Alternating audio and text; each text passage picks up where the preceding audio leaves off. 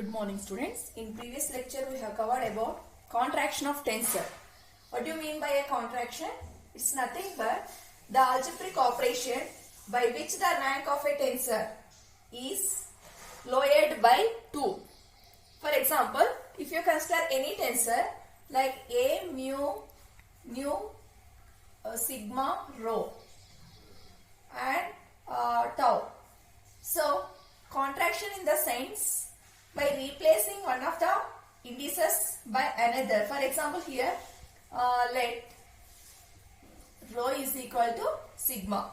So, in this equation, wherever rho is there, you keep sigma. So, what it becomes? How can you write the above tensor? A, mu, sigma. Okay, in place of rho, you have to write the sigma and tau. Now, here same indices are there in superscript as well as subscript. So, both gets, you are not supposed to consider the same powers present in contravariant and covariant form. So, now overall, otherwise in our language, you cut these two gets cancelled. And what is the overall rank of this 1, 2, 3? Initially, what is the rank of this tensor? 5.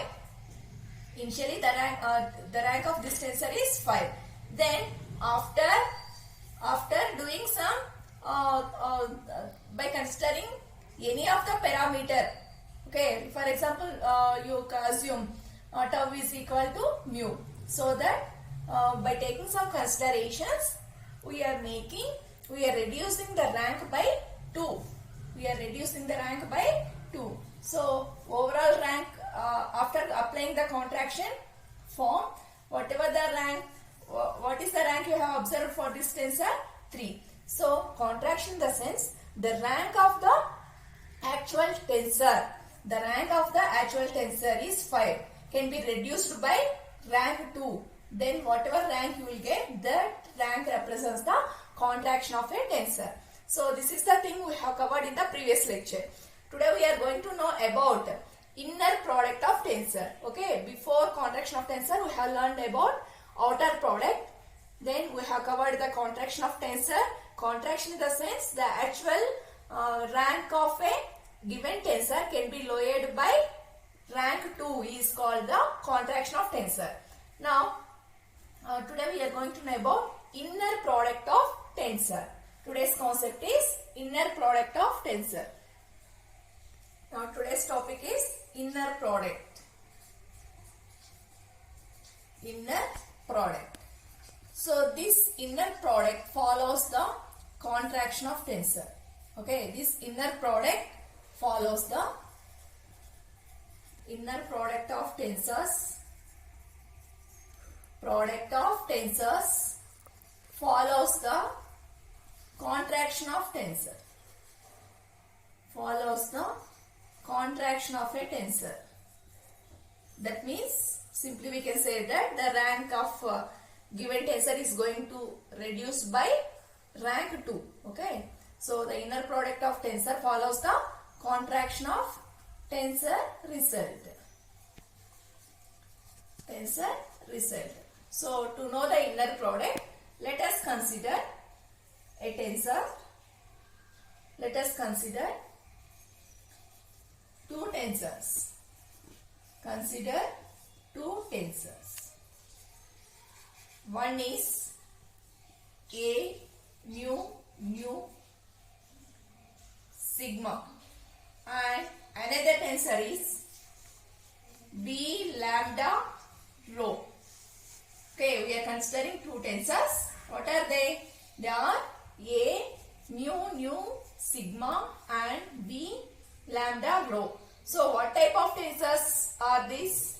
These are mixed tensors. What type of tensors these two belongs to? Which category? Mixed tensors type. Mixed tensors. Why we are calling them as a mixed tensor? Because the indices are present in both superscript form and subscript form. Here also the indices is present in both superscript and subscript. But both given tensors belongs to same kind, but their rank is different. Their rank is different. So, what is the rank of the first tensor? 3. What is the rank of first tensor? 3. 1, 2, 3. What is the rank of second tensor? 2. Okay, so both belongs to same type, but their rank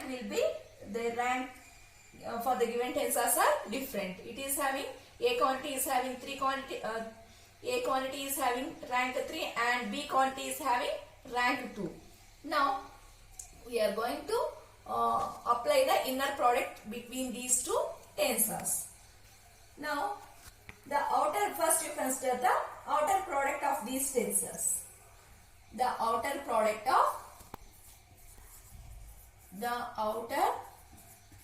of two tensors is given by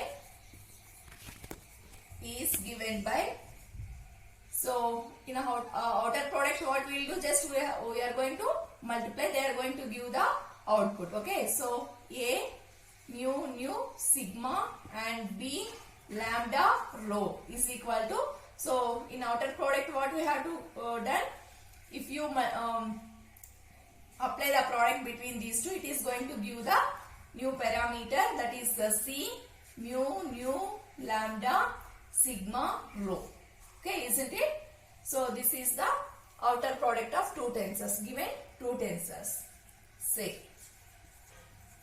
now applying contraction process to this equation. Okay, applying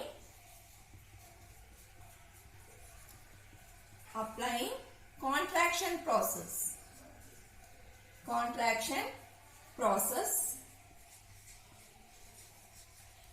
by setting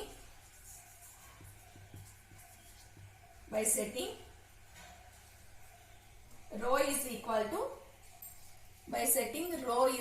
to mu. Okay, we obtain. So contraction of tensor we have to apply for the above expression. So in place of rho, what you have to keep? Mu. Okay, so consider A. Okay, mu sigma. Okay, B lambda. In place of rho, what we have to keep? Mu is equal to C mu lambda. Here sigma like that only. In place of rho, what you are going to substitute? Mu. Okay, so what I have said, if the two indices present in here, the indices mu is present in superscript as well as subscript also. Now these two gets cancelled, or otherwise you are not supposed to consider them as rank. So what is the overall rank of this product of these two tensor? C is equal to 3. That means the rank of quantity C is 3. Why here 5 indices are there? Why you are considering it as 3? Because the condition in contraction process, the condition is we have to make the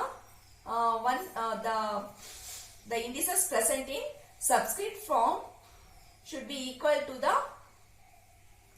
indices present in the superscript, and we are not supposed to consider them, or otherwise simply these two gets cancelled and overall the indices attached to the quantity is 1, 2, 3.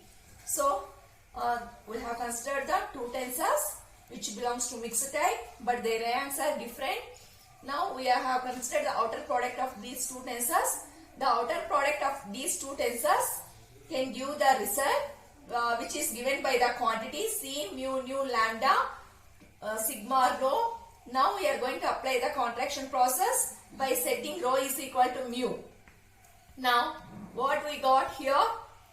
So if you consider this C product of these two going to give the quantity C, whose indices, you write down the whatever indices present in the superscript and as well as subscript. Now these two gets cancelled, and overall here we are clearly observing that the rank of the outer product tensor is reduced by 2. Hence the product has for the in outer product the contraction process have been satisfied. Applying the contraction of tensor, we got A mu, okay, sigma, B mu lambda is equal to C mu lambda sigma mu. Okay, and we are going to consider it as new tensor in inner product. Okay, so this will be equal to D. Now the ranks have been reduced, isn't it? Yes, the rank has been reduced by 2. So D nu lambda sigma. Okay, so here first, in order to know the inner product, we have considered two tensors, then we have applied the outer product, then we have applied the contraction process. By applying contraction process, we have got this, and we have assumed that these two gets cancelled, and overall it will form the new tensor, okay, which is represented by D mu lambda sigma. Okay, this new tensor is nothing but inner product of the given two tensors. Okay, so this new tensor can be considered as the inner product of the given two tensors. Now similarly, another example you consider, I think everybody clear what is the inner product. That means new tensor which is formed by applying the outer product and contraction of tensor is called the inner product. Now we will go for one more example. Consider two tensors. Consider two tensors. One is A mu and another one is B mu. Okay, so one is A mu and another one is B mu. Now, what is the rank of this tensor? What type of tensor it is? What type of tensor it is? It is contravariant tensor. It is contravariant tensor. Contravariant tensor. So, what type of tensor it is? Covariant tensor. It is covariant tensor. So, what is the rank of this contravariant tensor?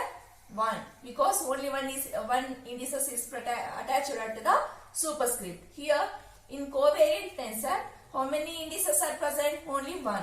So each of the given two tensors have rank as 1, but they belongs to different tensors. Okay, one is contravariant and another one is the covariant. Now consider the outer product. Consider the outer product. The outer product of given two tensors are given two tensors are. So outer product in the sense you have to multiply these two, A mu B mu. It is going to give the new quantity which is nothing but C mu mu. Okay, C mu mu. Now now applying the contraction process. Now we are going to apply the contraction process to this inner product. Applying contraction process. Contraction process to the above expression. To the above expression. To the above expression. So what you will get? So to apply the contraction process, we have to let something. So mu is equal to mu. Okay, here mu is there. So in place of mu, you keep the mu. So what you will get here? A mu like that only. B mu becomes mu is equal to C mu, and in the place of mu also you have to keep mu. So these two gets cancelled. What will be the rank here? The rank will be 0. So it is considered as any a tensor whose rank is 0 is nothing but a scalar. Okay, any tensor whose rank is 0 is nothing but a scalar. So the inner product of two tensors, each of rank 1 is a tensor of rank 0. So this is about the inner product of two tensors. So in the first example, we have considered the mixed tensors of different rank. Here same rank but different tensors we have considered. So this is the way how to do the inner product for the given tensors. Next we are going to know about quotient law. Next one is quotient law. Quotient law. In tensor analysis, what we have done, first we are identifying whether the given quantity is a tensor or not. Okay, first identifying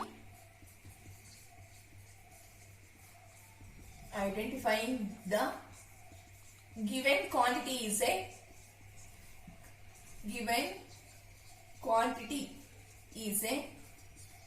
tensor or not. Then we are classifying, we are segregating whether it belongs to contravariant, covariant and mixed tensor depending upon the indices attached to it. Then after that, what we are doing, after identifying the given quantity is a tensor or not and that given tensor belongs to which category, after identification, then we are applying the transformation laws. We are applying transformation laws to the tensors. Transformation law for the tensor. So it's like it's heteric process. So in practically it is troublesome also. So in order to avoid this, identifying the tensor and applying the transformation is a heteric in practical usage. So a direct method have been employed in tensor analysis, which is nothing but quotient law. Okay, a direct method have been employed in tensor analysis, which is nothing but quotient law. Now, according to this, any entity, so coming to the statement of quotient law, any entity whose inner product, you know how to find the inner product, okay? Whose inner product with an arbitrary tensor,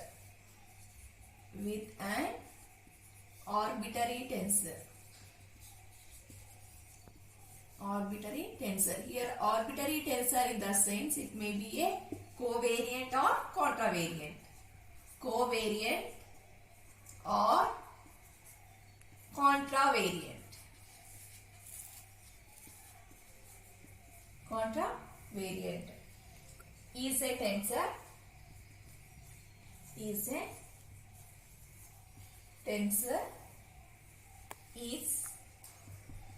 itself a tensor. That means consider any two tensors.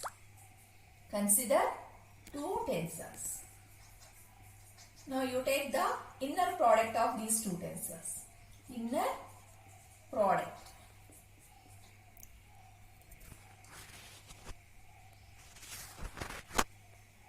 Inner product with contravariant. It becomes again a tensor. So already we have considered a tensor. Okay, inner product of tensor with along with the contravariant or covariant, it's nothing but a tensor. Again, by the output of those entities along with the arbitrary tensors becomes the tensor itself.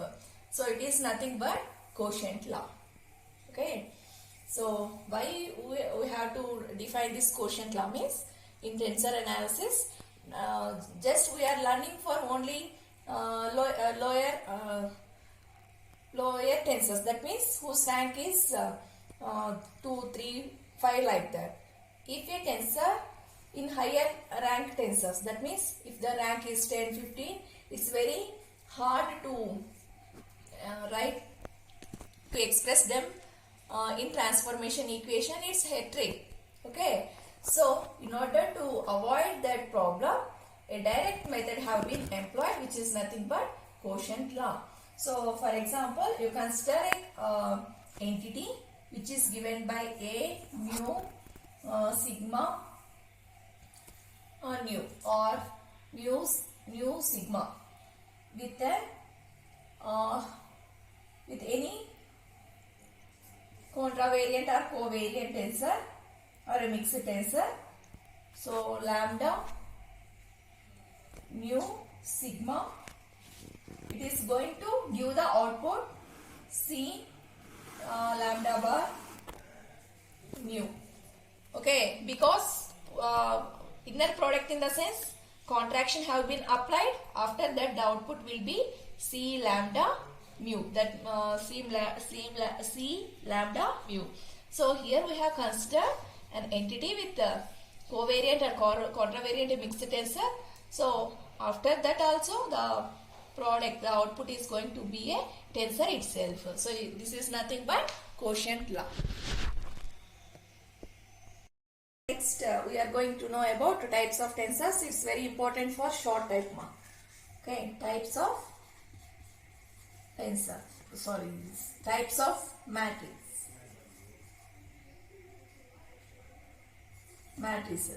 Types of matrices.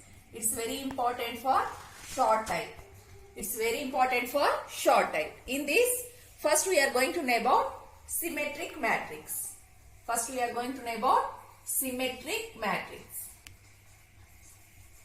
Symmetric matrix. So either symmetric or skew symmetric or anti-symmetric. No, like a rectangular matrix is not possible for this. Okay, so in order to satisfy the symmetric condition, we have to consider a square matrix. That means any square matrix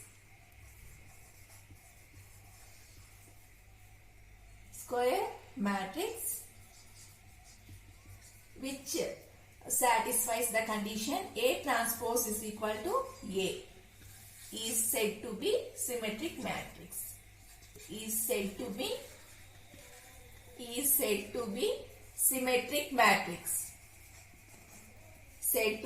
Symmetric matrix. So any square matrix, what is the definition? Any square matrix which satisfies the condition A transpose is equal to A is said to be symmetric matrix. For example, so in this we have to prove the given matrix as a symmetric matrix, we require a matrix. Okay, consider matrix A. So consider the elements of matrix A are 1, 1, minus 1, 1, 2, 0, minus 1, 0, 5. We have considered the matrix. So is it a square or rectangular matrix? It's a square matrix because rows and columns are same. Okay, 3 rows and 3 columns are present, so it is said to be a square matrix, and the elements of square matrix are these. Now what you have to do? You have to take the transpose. Okay, transpose of given matrix. So A transpose. So what do you mean by transpose? Okay, so here what is row and what is column? This is column 1, column 2, column 3. This is row 1. Row 1 in the sense this. Row 2, row 3. Isn't it? Rows. Row 1, row 2, row 3. Column 1, column 2, column 3. Now, this row, the first row become the first column. Transpose in the sense first row become the first column. Second row become the second column. Third row become the third column. So, first row you are considering. What are the elements of first row? Row 1, 1, 1, minus 1. Now, this becomes column 1. Column 1. So, what are the elements? 1, 1, minus 1. Now, second row becomes second column. So, what you will get? 1, 2, 0. Next, third row become third column. What are they? Minus 1, 0, 5. Now, we have took the transpose of given matrix. So, you assume corresponding elements are same or not? Yes, the corresponding elements are same. So, this square matrix is said to be obey the symmetric condition, that is A transpose is equal to A. This is the symmetric of a matrix. That means the condition is A transpose is equal to A is said to be symmetric. Is said to be symmetric. Okay. So, in exam point of view, you have to write the definition as well as you consider the matrix, the square matrix, whose elements, if you consider transpose of those, it should be exactly matched with the given matrix. Then only it belongs to satisfy the symmetric condition. Okay, symmetric condition in the sense you have to keep in mind A transpose is equal to A. How for this you have to consider a matrix and do the transpose for this. Apply the transpose for this given matrix. That means row 1 become column 1, row 2 become column 2, row 3 become column 3. So A transpose is exactly as that of given matrix. So hence the given matrix obeys the symmetric matrix condition. Next we are going to know about skew symmetric or anti-symmetric. Now next type is skew symmetric or anti-symmetric or anti-symmetric. Anti-symmetric. So for this also, any square matrix which obeys the condition A transpose is equal to minus A is said to be skew symmetric. Okay. So if any matrix, any square matrix, for that matrix what you have to do, you have to apply the transpose. Then you apply the minus for the given matrix. If both matrices matches with each other, then we can say such type of matrix is said to be skew symmetric. Okay, so in symmetric, what is the condition? A transpose is equal to A. In skew symmetric, what is the condition? A transpose is equal to minus A. Now for this, you consider a matrix A is equal to 0, 1, minus 2. Minus 1, 0, 3. 2, minus 3, 0. Okay, now transpose this. Take transpose of this. A transpose is equal to row becomes column. So, what are the elements of row? Row 1, 0, 1, minus 2. 0, 1, minus 2. Next, minus 1, 0, 3. Next, 2, minus 3, 0. So, A transpose is this. Now, next, apply minus for this. Okay, minus A is equal to, that means just you multiply minus to this. Minus into 0, 0 only. Minus into 1, minus 1. Minus into minus 2, it's become plus 2. Next, minus into minus 1, it's become plus 1. Minus into 0, 0. Okay, minus into 3, minus 3. Okay, minus into 2, minus 2. Minus into minus 3, it's become plus 3. Minus into 0, 0. See, now you observe these elements. Okay, So these two, A transpose is equal to minus A. Hence, such type of square matrix is said to be skew symmetric or anti-symmetric. Okay, so I think everybody clear about what is symmetric and anti-symmetric. Thank you.